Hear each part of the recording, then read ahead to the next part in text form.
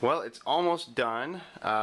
Just to give you kind of a tour of the tank here. I got the engineer Goby has continued to dig out, burying some, recovering. There he is, right there, engineer Goby. Some recovering frog spawns, and of course then burying a leather completely.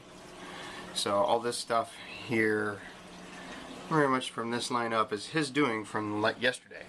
So let's see, colt coral, clownfish. The other clowns over here have hosted back in the mushrooms again, and one of them, I think this one over here, he made it up over the overflow and ended up in the sump the other day. Plate coral, I don't think he's too happy about being buried either. Dendro's coming back. Whatever that Monty is back there, I can never remember. Some mushrooms. Yellow polyps, flame fin tang. There's a little bit of salt on the glass here, so I don't mind that. Got the blue and green Recordia, big war coral, candy cane. The only Aptasia. There's a peppermint shrimp in here, so they're pretty much all of those gone. This guy I found at the bottom of the tank underneath all of the live rock with a couple of polyps on him. This one opened up real good. A lot of zoas. Trumpet. Or, yeah, I think that's what it's called. A bunch of zoas there, a bunch of mushrooms. There's the flower anemone from Paul's Corals. Tricolor Velita seems to like that spot. Leather behind it. Cabbage leather, I believe. Again, the frog spawns. There's a Monty cat back there. There's the mother colony Monty cat back. That's about the size of my head. And then these polyzoa polyps have just gone nuts. Acans doing pretty good. Another cabbage leather over here. More mushrooms, more yellow polyps. Of course, the green digitata. I don't think I missed anything. Fish are happy. System looks good. And then what I did today, these are just kind of temporarily set up here until I figure out a hanging system, because the kids were apparently digging in the water. And this is the dentist's office after all, and lots of kids in here, so. Alright. There's the sump area. This is the algae scrubber. Again, I added these covers onto it so that you could basically for blocking the light.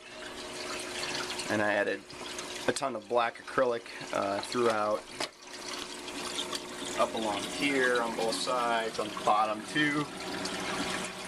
I shortened the pipe. See if you can see this here. I shortened the slot rather. Let's see here. Here we go. There's a drain in the corner. There's a drain in the other corner. I got these orange things right here that were great for catching drips, as you can see if you look in the reflection. I think you can see that. It is dripping a little bit, but it's catching it. So the screen is about 14¼ inches wide. Usually, last time it was 22. You can even see this, but the flow is really nice. That's all you need to know.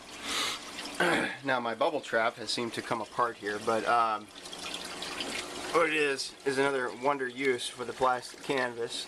Oop, and there went the top off for just a second because I was messing up with this thing. But I just made a loop out of the plastic canvas like that, and as you can see, I've got a T. So that drain comes over to this side, tees off to another T that goes that way with some plastic canvas in it and pushed in it so that it kind of breaks the flow of the water. Then down at the bottom of this, I've got another piece of pipe stuck into that and a piece of filter foam underneath it. And what happens is that some of the water comes out through the filter foam. Most of it comes out right there. And this plastic canvas does an excellent job of just catching the bubbles, because there's no bubbles in here. None really to speak of. You can see a few. Nothing to really pitch a fit about. And then there's another plastic canvas screen right here Really, the purpose of this screen is to prevent any buddies from getting through the pump. Okay, I gotta tie that, I guess. And then over here, from autotopoff.com, this is without dropping the camera in the water. I made a little modification to it so that the high float, it's a 2-float system, is the wires don't bump into each other. And there's the Tom Aqua Lifter filter, and it just goes into the bucket, and I've got a piece of PVC ring with a couple holes drilled in and a zip tie holding this on so it's up above the bottom, and eventually this will be a Kaufwasser, and then I just temporarily have it strapped right there to keep it from siphoning out. And of course I had to cut up, this is my stand for the end of the tank, and it didn't quite hold this pipe up tight, so I had to take some vinyl hose and cut it and use it over the baffle, and then I had to make cuts in the plastic canvas little barrier thing I have here. Yet again, plastic canvas is awesome. And I've also got that wrapping the pump, even though the pump has an intake filter on it. And then as well here, you see the hinge system, the bean animal overflow, and somehow the clown made it over this, which is just a nylon mesh netting, and there's more plastic canvas in here, breaks a fall, prevents bubbles from going under. But I should probably lower the light fixture a little bit. I'm not too stressed about it though, kind of let the corals acclimate in. That's it. Really the only thing left to do, well, there's a couple things, but I gotta hang these doors, use some kind of rail system, and maybe do a little light blocking up here, put a fan in here. Temperature